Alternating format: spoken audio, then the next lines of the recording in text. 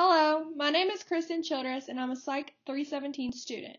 I will be talking to you today about language development and what occurs during the process. I will start with age groups, languages, and scenarios. I specifically chose this topic because it interests me and speech deficits are a touchy subject for me. Language development is when children acquire the forms, meanings, and uses of words. They move from understanding no words at birth to recognizing their names by 6 months and understanding a few other words by 8 to 10 months. On average, children begin to produce speech at about 1 year old. The brain plays a huge role in everything we do throughout the day. The frontal, temporal, and parietal lobes formulate what you want to say, and the motor cortex in your frontal lobe enables you to speak the words. Most of this language-related brain activity is likely occurring in the left side of your brain, which is the Broca's area. According to Rinaldi, age groups differ from language development. 13 months of age young boys have greater number of gestures than girls, and 10-month-old boys started to perform object-related actions as well as girls, but from 11 months. The girls developed their action faster than the boys. In this study, 22 girls and 18 boys from 14 to 34 months were observed at home every 4 months, while interacting with their parents and as they progressed from one word to speeches, with no differences seen in the number or type of gestures that boys and girls produced during the observation sessions. The only difference between the girls and boys were the production of the gestures and combinations. Studying language in different populations allows us to ask how different human abilities contribute to the language acquisition process. For example, studying language development in deaf children can help us discover whether language depends on the auditory channel or whether language is a function of the human brain that can make us use other channels if the typical channel is unavailable.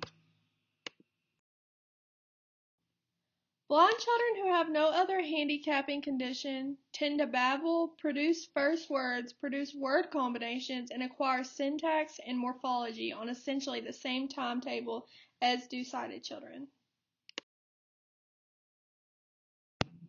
Studies of language development in deaf individuals have yielded information that shows language acquisition in general. The similarities between the course of sign language development in deaf children exposed to sign from birth and spoken language development as hearing children suggest that the human capacity for language is not tied to the oral channel.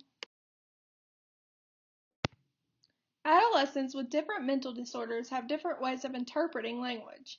The argument starts from the clear evidence that as infants, individuals with Williams syndrome pay an unusual amount of attention to people's faces and voices, although Down syndrome adolescents learn better through pictures or signs as early as 10 to 12 months of age.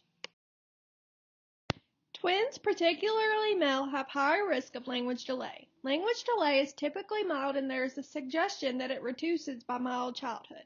The greater variation of language scores suggests twins might be more sensitive to factors affecting language development. The long-term course and consequences for twin language development is not known. Trauma response can be tricky depending on the behavior. Children that have went through traumatic events develop behavior problems or lose concentration, which causes their academics to go down. This can be caused by anxiety and stress induced while going through these events. This then becomes hard for children to explain the way they feel and develop the exact words they need in order to express their feelings. The different approaches of study language development are the learnability approach, which focuses on explaining the fact that language is acquired. The developmental approach focuses on explaining the course of language development. These approaches are not mutually exclusive, and few researchers focus on one goal and ignore the other.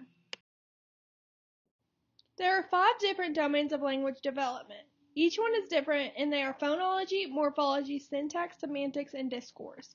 To be able to write and specifically to spell, the child relies on phonology to spell the words. There are 2 types of bound morphemes, both of which are grammatical and derivational. I will continue to talk about these on the next slide. Syntax is the architecture of words, phrases, and clauses in a sentence. Semantic knowledge grows exponentially throughout the school year, and children are constantly bombarded with new vocab and how these relate to other words. Discourse is defined as groups of utterances and exchanges combined in cohesive ways and convey meanings. Language is used in so many different activities: sports, games, hanging out with friends and family, painting, drawing, reading, and so much more. We use this specific skill in our everyday lives. Therefore, this topic is interesting and will be useful for you to learn about. A good example of language development is used when we are relaying information or resharing something we experience. There are many ways you could better your language development. Crossword puzzles, learning different languages, watching movies, reading books are good ways as well. One that is shockingly helpful would be texting or talking to someone on the phone. I know many people that struggle with talking to people once they become adults, and getting a job in a public setting, this is very helpful, and this helps build your skills. Now, technology can be one of the ways to create real and enjoyable atmosphere for young language learners. When it is used correctly and effectively, technology lets young language learners gain language skills outside the classroom when they interact actively. Teachers should use technology in their classes in order to increase their students' language awareness, but the teachers should be careful while using technology inside and outside of the classroom. They should organize the activities according to children's age, language level, interests, and needs. Overall, it has a positive effect on children's language awareness when it is used appropriately. There were many interesting facts I learned throughout the articles I used. A few that really caught my attention were that there are 7,000 languages worldwide and most of them are dialects. Another fact is that alphabet comes from the Greek alphabet alpha and beta. I've used this term since I was 3 to 5 years old and never knew this. Here are a list of my references I used throughout my presentation. I hope you enjoyed what I had to say and my topic, and I hope you use this information further in your future. Thank you and have a great rest of your day.